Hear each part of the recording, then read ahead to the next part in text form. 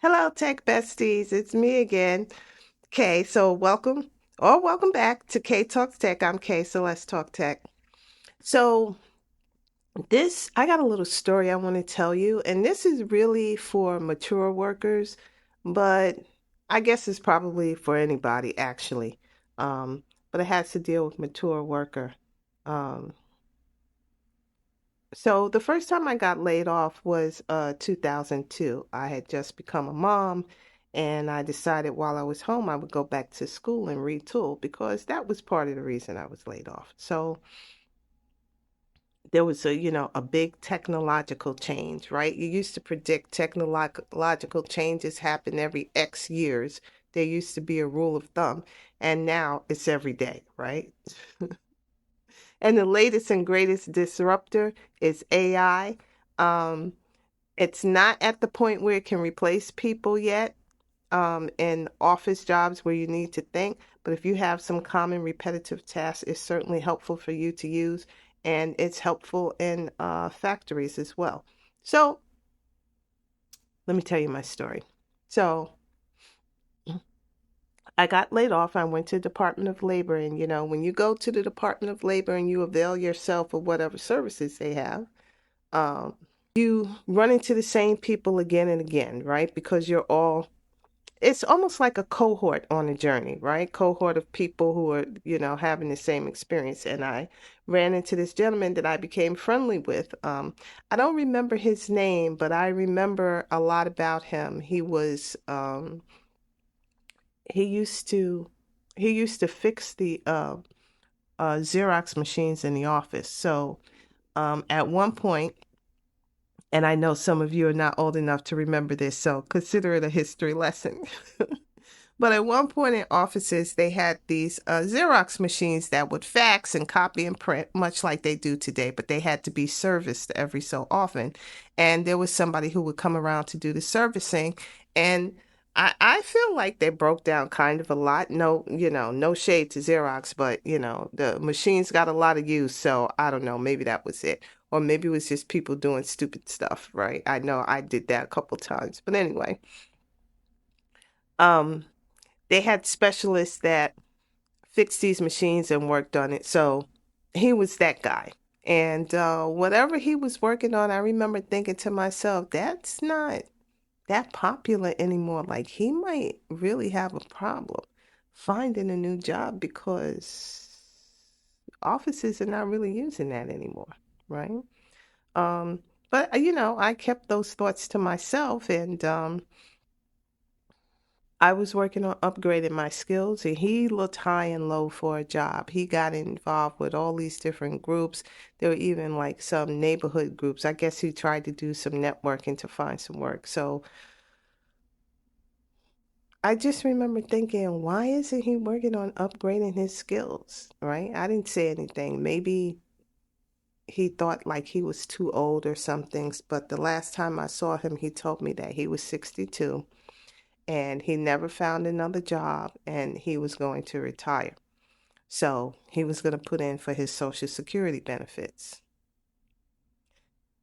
And I was like, wow, I felt so bad because he's being forced into retirement. And this gentleman wasn't, old and tired. He was, he had a lot of life left in him, a lot of good years. He could have made a contribution to some workplace. And I don't know who would hire him to do what, or maybe he just thought it was too late in life to pivot to another line of work, but that line of work was gone for sure. Okay. And I that always stuck with me. And I told myself, if I'm going to work in tech, I have to always be learning. I have to keep upskilling. I have to know what's happening in the market. When you get laid off and you don't know what's happening in the market, you now have two jobs. You got to figure out what's happening in the market and you got to find a job. And it might be three jobs because you might have to upgrade your skills. More than likely, you will have to do that. I see so many posts on social media. Today is my last day at such and such a company. I was with them 14 years. When you've worked somewhere that long, it's scary to get out there and try and find another job. I worked with some people that were all being let go, and some of them had never worked anywhere else in life, just that one company. So they were scared to death.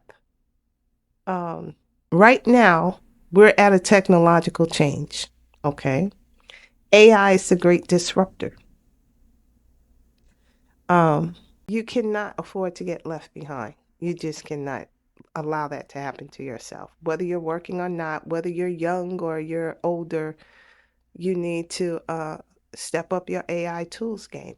I want to see you create your bag of magic tricks, right? You should have an AI toolkit at your disposal. You have 4 or 5, however many AI tools that you use for specific things to accelerate your delivery of artifacts, to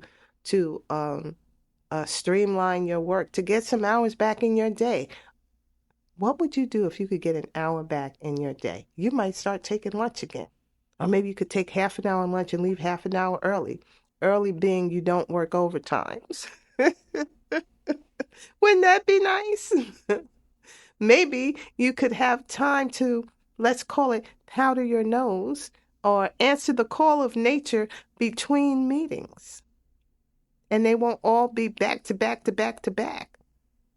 These back to back meetings are putting some serious strain on people's bladders. I wouldn't be surprised in 20 years we see an increase in bladder problems from office workers. Anywho, I digress. You can step up your AI game. I will show you how. I have a workshop on September 18th from 3 to 4:30 p.m. Eastern Standard Time. I will show you, this is a hands-on thing, okay? So bring your computer, not your phone, not your mobile device. Bring your computer and your Google account, because your Google account will make it easy and smooth to set up accounts on these tools that I'm going to show you. I'll show you tools that cut your work from hours and days to minutes and seconds, for real. Tools to do things that go beyond just writing and research to creating slide decks in seconds, prototyping, flows from text. It's much easier and faster to tweak something than it is to build it. And a lot of the time, if you're anything like me, my biggest difficulty in creating any artifact is getting started. To think what do I want to start with, right? To come up with the idea. AI helps a lot with that. So if you've only dabbled in ChatGPT or only use it for writing and research, or haven't even started at all, come to this hands-on beginner-friendly workshop. Check it out. It's aitoolsjumpstart.eventbrite.com, where you can register, and I hope to see you there. So that's it. That's all I have for you today. Like the video, share the video, follow the channel, and then come back again. Come to the workshop, and then come back again when we will continue to talk tech. Bye.